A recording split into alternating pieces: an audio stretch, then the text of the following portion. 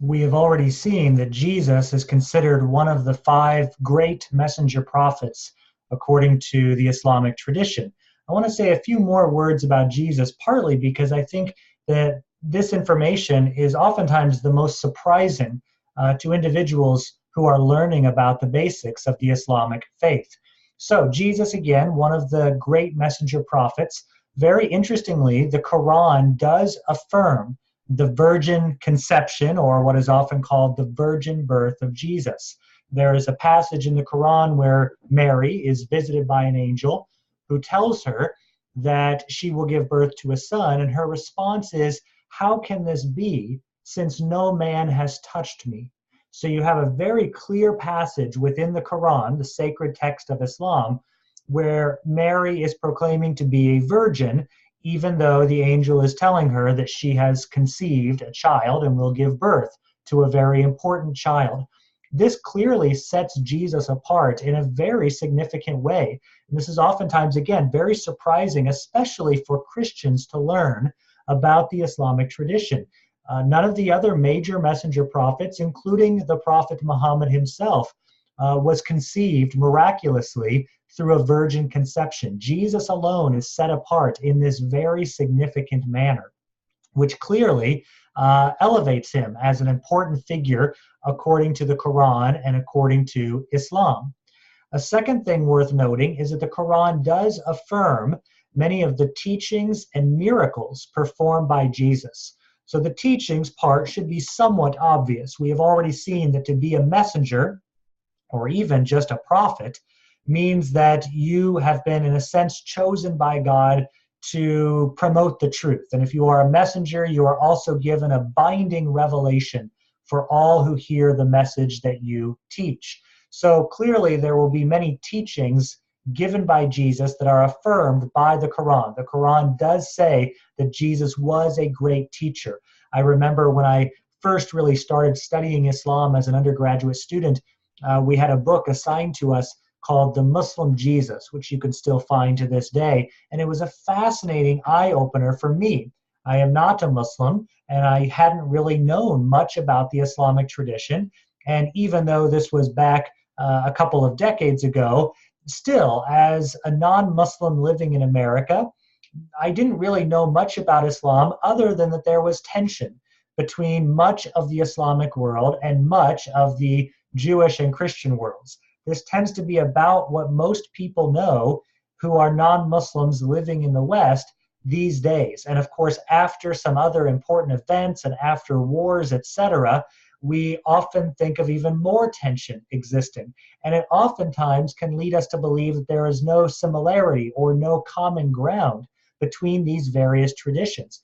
This is why it was so eye-opening for me when I really started studying Islam, to see the commonality, to see that common ground in terms of many beliefs and practices, especially concerning the person of Jesus. So when I read through that Muslim Jesus book, and I saw so many similarities to the reports of what Jesus said from within the Islamic tradition compared to what I had known about the reports of what Jesus said within the Christian tradition, it was really, really fascinating as a young student to discover that kind of information. And it's not only the teachings, it is also the miracles. So the Quran says very clearly that Jesus was able to perform miraculous signs by the power of God as a way to promote the basic message of submission to the will of the one true God. Now, when it comes to the end of Jesus's time on earth, you do have a very important difference between the Christian narrative about Jesus and the Islamic narrative about Jesus. In the Quran, it is clear that Jesus was not crucified. Obviously, within Christianity, the crucifixion is absolutely central to the dominant understanding of the Christian faith. The idea is that Jesus died perhaps as a kind of sacrifice, perhaps as an ultimate example of love. Many different theories about exactly what the crucifixion means, but almost all Christians for the last 2,000 years have affirmed the crucifixion. And of course, there are also other historical accounts outside of the Christian tradition that also seem to affirm that Jesus of Nazareth, as a historical figure, was crucified at the hands of the Roman Empire. The Quran denies that Jesus was crucified. It actually says in a very interesting passage that God made it look like Jesus was on the cross, but it wasn't actually Jesus. So, of course, there's a lot of debate about exactly what that passage means and how it should be understood, but it is clear that Islam denies the crucifixion of Christ. The reasoning, I think, is really interesting. Typically, what you hear from within Islam is that the reason why Jesus could not have possibly been crucified is because God would not let such a perfect messenger die such a brutal death. So again, even in denying the crucifixion, denying a central claim that is made about Jesus by Christians, Islam is still actually elevating the person of Jesus, actually saying that Jesus was too good to die because he was so significant for God's interaction with humanity. So not only do you have the miracles and teachings, you also have that virgin birth that sets Jesus apart, and the fact that God would not have allowed Jesus to die on the cross also sets him apart in a very important way. So Jesus did not die on the cross. Now, the Quran, in my opinion, is not perfectly clear on whether Jesus technically breathed a final breath on earth, but even if he did, the Quran says that instead of actually being buried or anything like that, he did ascend into heaven. So this is a similarity between Islam and Christianity once again. Christianity, of course, says that he did die on the cross and was in the tomb for parts of 3 days and then was resurrected and then appeared to many disciples for perhaps 40 days and then ascended into the heavens. Now, the Quran doesn't affirm the crucifixion, therefore doesn't affirm the resurrection or some of the other accounts that are found in the Christian New Testament. But Islam does affirm the ascension. In other words, Jesus ascended, body and soul, into heaven. Right? Now, again, we mentioned this when studying Christianity, when looking at beliefs about Mary in the Roman Catholic tradition. There's also a belief that Mary was assumed directly into heaven. And remember, it's not just Mary and Jesus. There are other figures in the Hebrew Bible that ascended into heaven, that were taken bodily into heaven at their death or at the time when their life on earth was going to be over. And the Quran will say the same thing. Obviously, it won't say this necessarily about Mary, but it will highlight other individuals that had been ascended into heaven.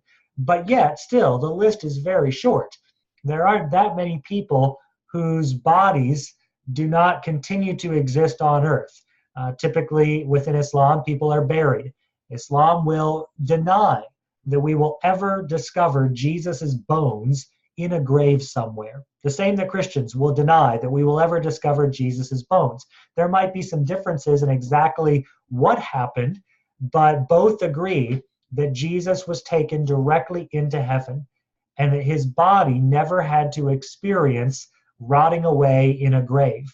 Again, this is very unique. Yes, there might be a couple of other figures way back in time who had a similar fate, but none of the other messenger prophets were able to ascend to heaven. Noah and Abraham and Moses, and yes, even the prophet Muhammad had to die, face that death, and their bodies had to rot away, buried in a grave perhaps. So again, this is another example of Jesus really being set apart, even from the other major messenger prophets, through his ascension. Now, part of why the ascension is affirmed is because, according to Islam, Jesus's role is not yet finished. According to the Quran, and the Quran is very clear of this, Jesus will return at the end times. And again, we have another similarity with Christianity. Christians also have historically believed, the vast majority of Christians, that Jesus will come again. There will be a second coming. Jesus will come, and somehow there will be the establishment of the kingdom of God. There are lots of debates about whether there will be a tribulation period, and we start talking about a millennium, and Armageddon, and an antichrist, and all kinds of confusing things. But by and large, most Christians have affirmed that Jesus will return, and there will be something like a kingdom of God being established. whether on earth for a period of time or the creation of a new heaven and a new earth, so that God's kingdom will reign. The Quran says that yes, Jesus will return at the end times. It's not Muhammad. Remember, Muhammad's body is in the grave, right? It is Jesus who can bodily return at the end times. And Islam says that he will do this in order to defeat evil and establish true Islam on earth.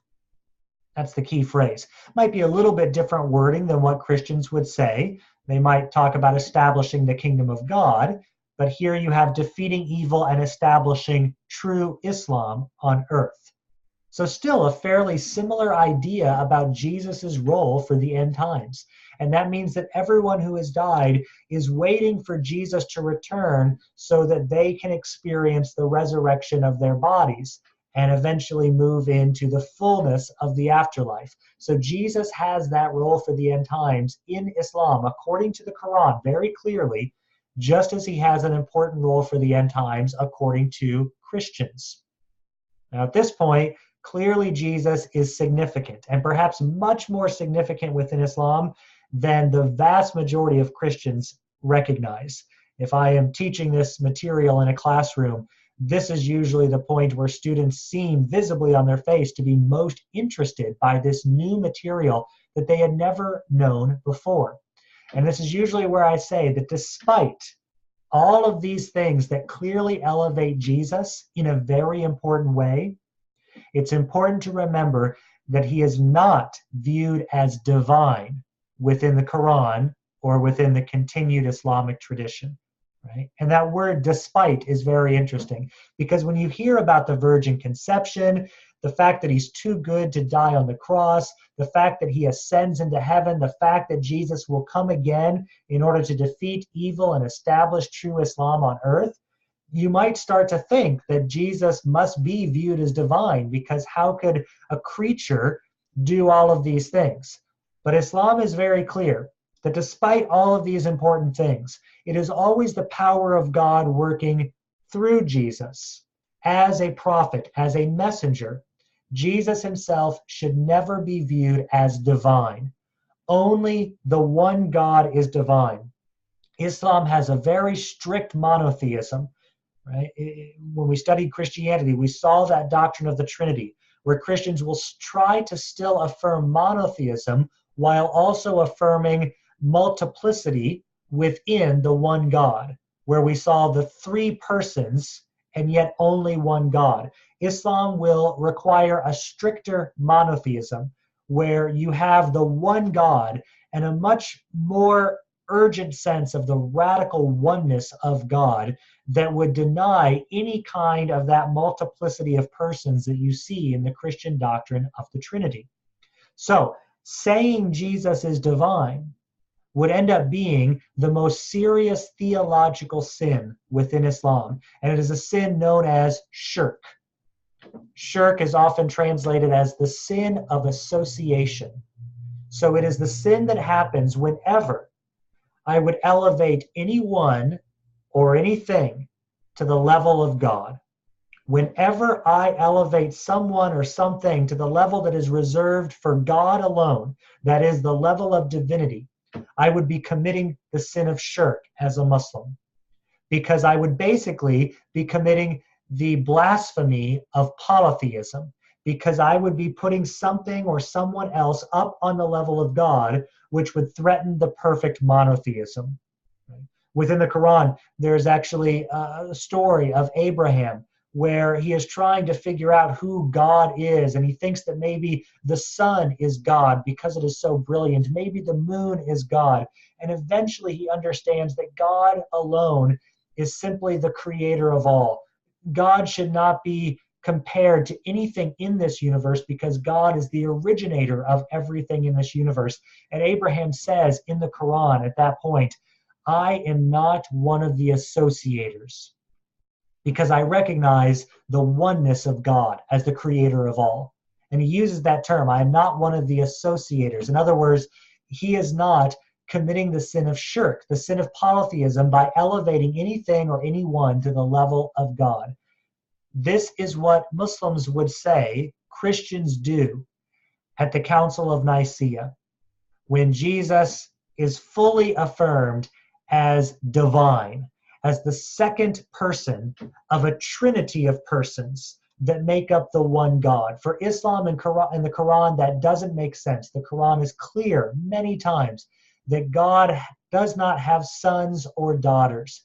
God is radically one, and there is nothing on the level that God, the radical one God, has for himself.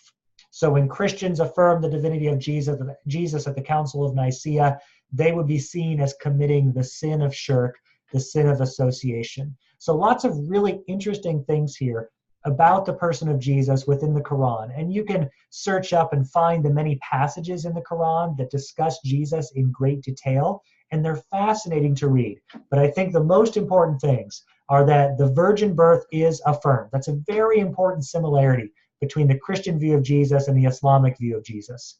Many miracles and teachings are affirmed.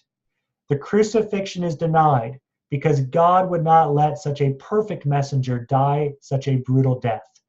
The ascension is affirmed, that Jesus ascended into heaven body and soul.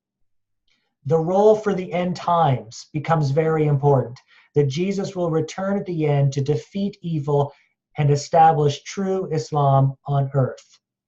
And finally, despite all of this, Jesus can never be viewed as divine, because that would commit the sin of shirk or the sin of association by elevating Jesus or any other to the level reserved for God alone.